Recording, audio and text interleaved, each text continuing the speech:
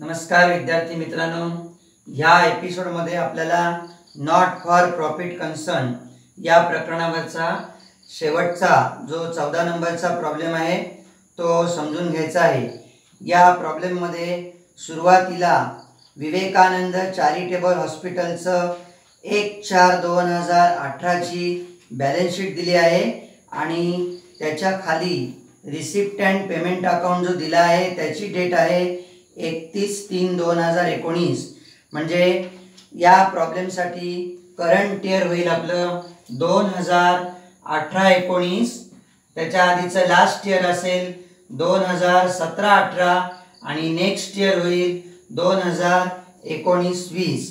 तर या प्रॉब्लेममध्ये 1/4/2018 ची म्हणजे चालू वर्षाची स्टार्टिंगची म्हणजेच मागच्या वर्षीची एंडिंगची जी बॅलन्स शीट दिलेली आहे त्या बॅलन्स शीटच्या लायबिलिटी साईडला कॅपिटल फंड दिला आहे 11 लाख।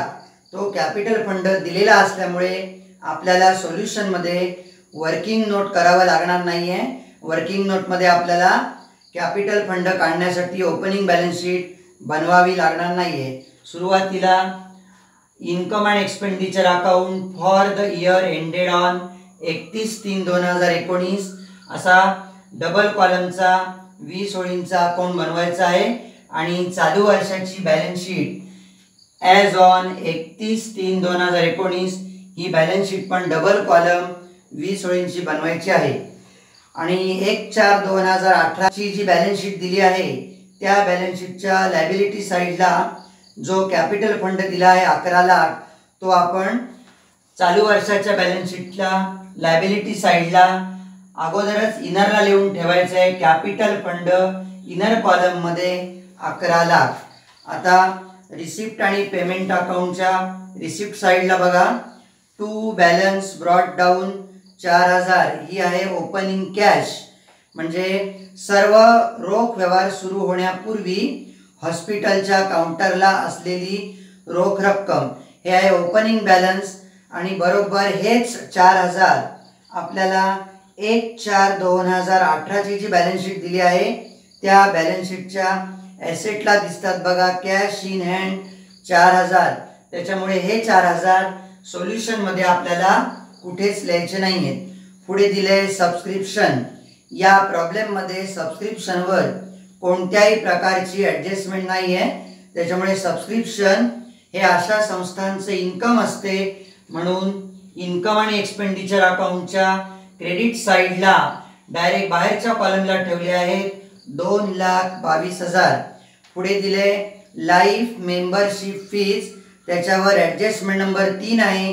लाईफ मेंबरशिप फी पण आपण लिहितो इन्कमला, म्हणून सुरुवातीला इन्कम साईडला लिहिलं आहे इनरला बाय लाईफ मेंबरशिप फीज 30,000 आणि ॲडजस्टमेंट नंबर 3 नुसार life membership fees are to be capitalize, म्हणजे संपूर्ण रक्कम आपल्याला भांडवलात टाकायला सांगितलेली आहे म्हणून 30,000तून मायनस केले लेस कॅपिटलायझेशन 30,000 बाहेरच्या कॉलमला डॅश आणि वजा केलेले 30,000 चालू वर्षाच्या बॅलन्स शीटला लायबिलिटी साईडला कॅपिटल फंड मध्ये ॲड केले प्लस लाईफ मेंबरशिप फीज 30,000 आणि 11 लाख आणि 30,000 यांची बेरीज इनरलाच ठेवली आहे 11,30,000। पुढे म्हटलंय टू हॉस्पिटल रिसिप्ट, कंसात दिले रेव्हेन्यू। हॉस्पिटल रिसिप्टचा अर्थ होतो हॉस्पिटलला विविध माध्यमामार्फत मिळालेली कमाई, हे पण उत्पन्न आहे म्हणून इन्कम आणि एक्सपेंडिचर अकाउंटच्या क्रेडिट साईडला ठेवलं आहे बाय हॉस्पिटल रिसिप्ट्स कंसात रेव्हेन्यू 5,10,400। पुढे पेमेंट साईडला लक्ष द्या, पेमेंट साईडला पहिलंच म्हटलं आहे by purchases of drugs 2 lakh. Drugs म्हणजे हॉस्पिटलच्या दृष्टीने औषधे आहेत, तर औषधे ही हॉस्पिटलच्या दृष्टीने माल असतो म्हणून यावर्षी खरेदी केलेली औषधे जी आहेत ड्रग्ज ती 2 लाखाची आहेत। ही खरेदी नोंदवण्यापूर्वी आपल्याला गेल्या वर्षी एकूण किती रुपयाची औषधं होती हे पाहावं लागेल। तर गेल्या वर्षीची बॅलन्स शीट म्हणजेच या वर्षीची ओपनिंग बॅलन्स शीट म्हणजे 1/4/2018 18ची बॅलन्स शीट. ह्या बॅलन्स शीटच्या ॲसेट साईडला दिला आहे स्टॉक ऑफ ड्रग्स 42,000. म्हणून पेमेंट साईडचा परचेस ऑफ ड्रग्स नोंदवण्यापूर्वी म्हणजे या वर्षीची नवीन औषधं नोंदवण्यापूर्वी आपल्याला गेल्या वर्षीची औषधं या वर्षीचा ओपनिंग स्टॉक म्हणून दाखवावी लागतील. म्हणून इन्कम आणि एक्सपेंडिचर अकाउंटच्या डेबिट साईडला to opening stock of drugs इनरला अमाऊंट ठेवली आहे 42,000 आणि ह्या 42,000मध्ये या वर्षी नवीन खरेदी केलेली औषधे आहेत 2 लाख, ती ॲड केली आहेत, plus purchases of drugs 2 lakh, तेव्हा इनरलाच बेरीज ठेवली आहे 2,42,000. आणि पेमेंट साईडला जे तुम्हाला परचेस ऑफ ड्रग दिला आहे त्याच्या खाली दिलं आहे इन्क्लूड्स 40,000 फॉर द इयर 2017-18. 2017-18 हे आपल्या प्रॉब्लेमच्या दृष्टीने लास्ट इयर आहे. म्हणजे आपण 2 लाखामध्ये 40,000ची रक्कम जी आहे ती 2017-18 मध्ये जी औषधं खरेदी केली आहे त्याचं पेमेंट केलं आहे 2 लाखामध्ये. मग गेल्या वर्षीचं जर आपण बॅलन्स शीट बघितली म्हणजे 1/4/2018ची तर त्याच्या लायबिलिटी साईडला दिसते बघा आउटस्टँडिंग बिल फॉर ड्रग्स 50,000. म्हणजे गेल्या वर्षी जी औषधं आपण खरेदी केली त्याचे 50,000चं बिल आपण देणं बाकी ठेवलं होतं आणि आता ह्या 50,000पैकी 40,000चं पेमेंट आपण या वर्षी 2 लाखात केला आहे. म्हणून 40,000 हा खर्च ॲक्च्युअल मागच्या वर्षीचा आहे. म्हणून 2,42,000तून मायनस केले less bill paid for last year 2017-18 40,000, तेव्हा इनरला वजाबाकी ठेवली आहे 2,02,000 आणि 50,000पैकी आपण फक्त 40,000चंच पेमेंट केलं. म्हणजे मागच्या वर्षीपैकी अजून 10,000 देणं बाकी राहिले आहेत. म्हणून ते या वर्षीच्या बॅलन्स शीटला लायबिलिटी साईडला आउटस्टँडिंग बिल फॉर ड्रग्स कंसात वजाबाकी दाखवली आहे 50,000 वजा 40,000, बाहेरच्या कॉलमला 10,000. आणि आता पहिल्या ॲडजस्टमेंटला दिसते बघा on 31/3/2019 stock of drugs was valued at ₹22,000. म्हणजे या वर्षी वर्षाच्या शेवटी पुन्हा 22,000चा औषधांचा स्टॉक शिल्लक राहिला आहे. म्हणजे या वर्षीचा शिल्लक राहिलेला स्टॉक म्हणजे या वर्षीचा क्लोजिंग स्टॉक.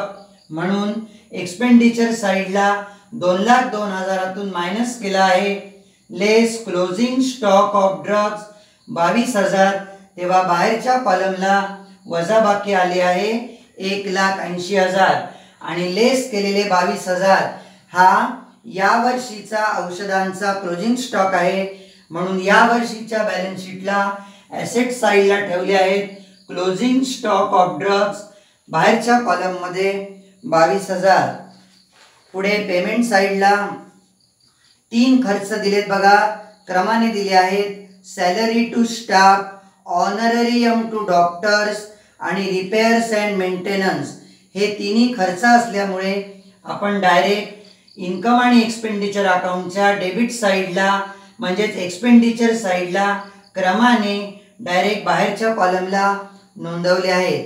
पुढे म्हटले बाय फर्निचर 45,000. हे फर्निचर आपण या वर्षी नवीनच खरेदी केलेलं आहे कारण गेल्या वर्षीची जी बॅलन्स शीट दिलेली आहे त्या बॅलन्स शीटच्या ॲसेट साईडला फर्निचर वगैरे काही ॲसेट नाही आहे.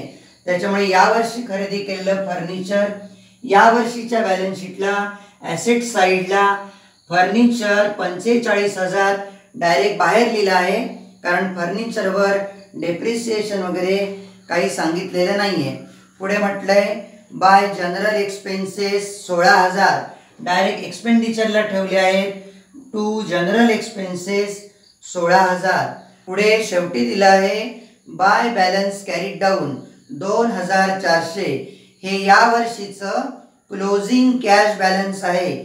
म्हणून या वर्षीच्या बॅलन्स शीटला ॲसेट साईडला ठेवला आहे कॅश, डायरेक्ट बाहेरच्या कॉलममध्ये 2,400. आपलं रिसिप्ट आणि पेमेंट अकाउंटचं पोस्टिंग झालेलं आहे.